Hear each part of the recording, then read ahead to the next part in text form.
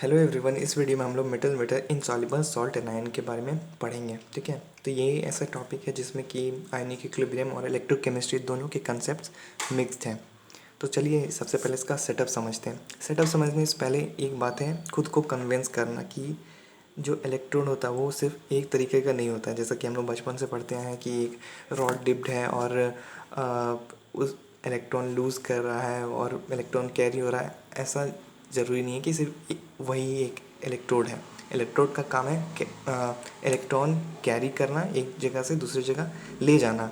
तो वो हम डिफरेंट प्रोसेस से कर सकते हैं, तो उसमें से एक ये प्रोसेस है। ठीक है, तो ये पूरा सेटअप एक इलेक्ट्रोड का काम करेगा पूरा। ये नहीं कि सिर्फ ये जो डिप्ड है एजी का रॉड वही नहीं, यहाँ पे जितने भी रिएक्शंस हो रहे हैं वो इलेक्ट्रोड रिएक्शंस का पार्ट है, मतलब हाफ रिएक्शन का पार्ट है। तो चलिए समझते हैं इसका सेटअप।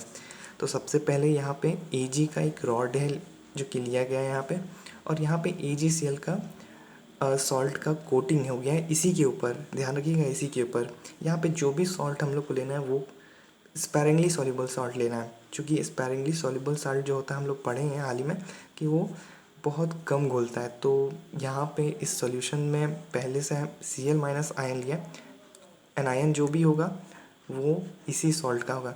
तो AgCl और यहाँ पे सॉल्यूशन जो भी है, इन दोनों के बीच में इक्विलिब्रियम तो इस्टेब्लिश होगा ही। केस भी जो भी होगा बहुत कम होगा, लेकिन होगा। यहाँ पे इक्विलिब्रियम रहेगा। कुछ Ag प्लस और AgCl जो है यहाँ से कुछ घुला होगा यहाँ पे, और Ag प्लस Cl माइनस के फॉर्म में होगा, भले ही बहुत कम लेकिन होगा। ठीक है, अब क्या होगा, मान लीजिए यहाँ पे ये एनोड का काम कर रहा है, तो क्या होगा, यहाँ पे ऑक्सीडेशन होगा। तो ऑक्सीडेशन कैसे होगा, यहाँ से एक Ag का एटम इलेक्ट्रॉन लूज़ करके, इलेक्ट्रॉन यहीं पे रहेंगे। ठीक है, इलेक्ट्रॉन इसी रॉड में रहेंगे, लेकिन वो Ag का एटम इलेक्ट्रॉन लूज़ करके इस सॉल्यूशन में आएगा।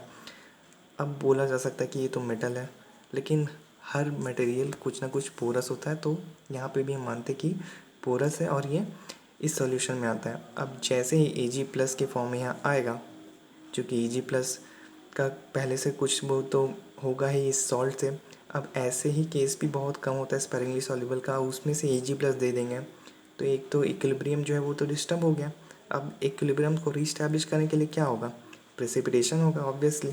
तो Ag प्लस Cl माइनस के साथ कंबाइन करके यहाँ पे फिर से कोटिंग बना देगा। ठीक है, तो ये था एनोड का रिएक्शन।